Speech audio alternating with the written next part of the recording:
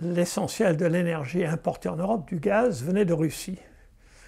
On est en train de mettre fin à ça dans le cadre d'une politique de sanctions.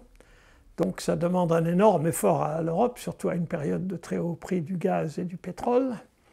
Et trouver du gaz ailleurs n'est pas facile. Donc ceci est un changement de stratégie.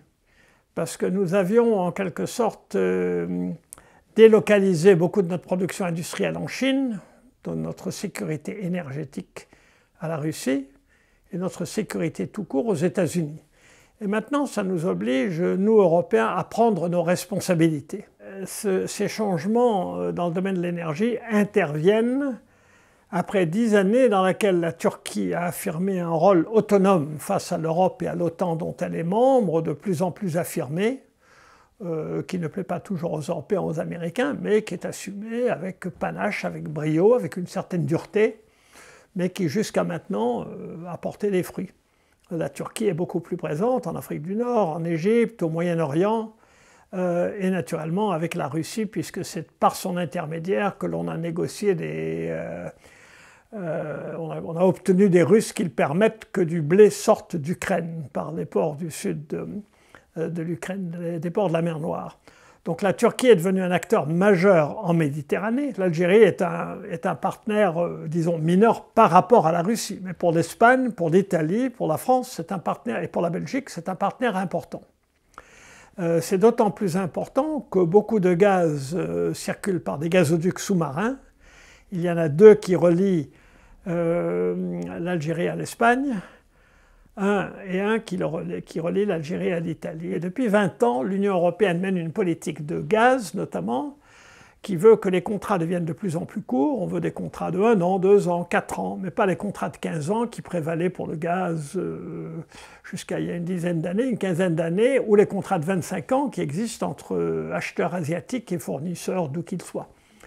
On veut des prix spot de plus en plus, on veut des prix du marché. Bon. Alors l'inconvénient de ce genre de politique, elle est liée aussi à un meilleur raccordement des gazoducs à l'intérieur de l'Europe qui est loin d'être fait.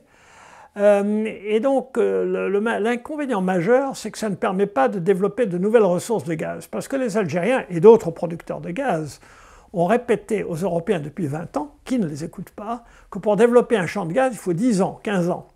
Donc avoir des contrats de 2-3 ans ne permet pas de développer de nouvelles ressources. Et ceci était d'autant plus absurde avec l'Algérie que les gazoducs existent depuis 1983 avec l'Italie, depuis 1995 avec l'Espagne par le Maroc. Donc ces gazoducs sont largement amortis. L'Algérie exporte aussi du gaz sous forme de GNL, de gaz liquide, mais c'est surtout par les gazoducs. Et les gazoducs donnent une grande sécurité, bien que dans le cas de la Russie, on voit bien qu'ils permettent aussi un certain chantage.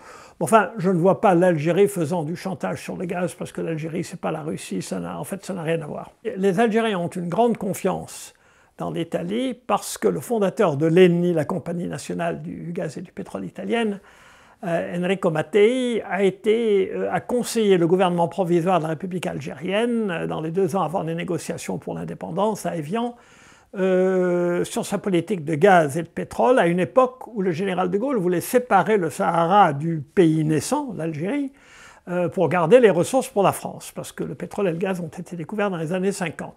Alors l'Espagne bénéficie de 2 ou 3 atouts.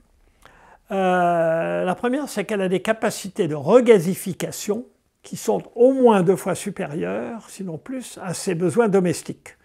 Donc elle a sur la côte méditerranéenne et atlantique, je crois, 4 centres de regasification. Donc elle peut recevoir du gaz liquide du Mozambique, du Nigeria, des États-Unis, de partout, et le regasifier, et donc l'envoyer dans des tuyaux vis-à-vis de l'Europe centrale, de l'Allemagne. Aujourd'hui, face à ce qui se passe avec la Russie, la coupure probable ou possible du gaz cet hiver, on est bien obligé de rebattre les cartes. Et donc les Français changent de position, tout le monde est en train de changer de position surtout, parce qu'on va chercher du gaz là où il y en a. Et l'Espagne a donc les capacités techniques, mais il faut améliorer les gazoducs, il faut augmenter la taille des gazoducs, tout ça prend du temps, néanmoins.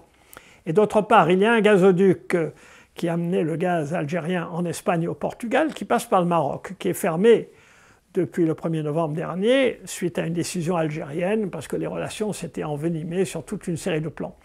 Ceci dit, ce gazoduc-là, il a été fermé, il y a une crise dans les relations entre l'Espagne et l'Algérie parce que l'Espagne a changé de position sur le territoire contesté du Sahara occidental. Mais ça, ce sont des questions qui peuvent se résoudre. Et je pense que dans le cadre d'une politique européenne ambitieuse vis-à-vis de l'Afrique du Nord et de l'Afrique en matière de gaz, c'est à ce moment-là qu'on peut mener une négociation diplomatique qui inclurait peut-être le Sahara. Tout est possible, c'est une question de volonté politique.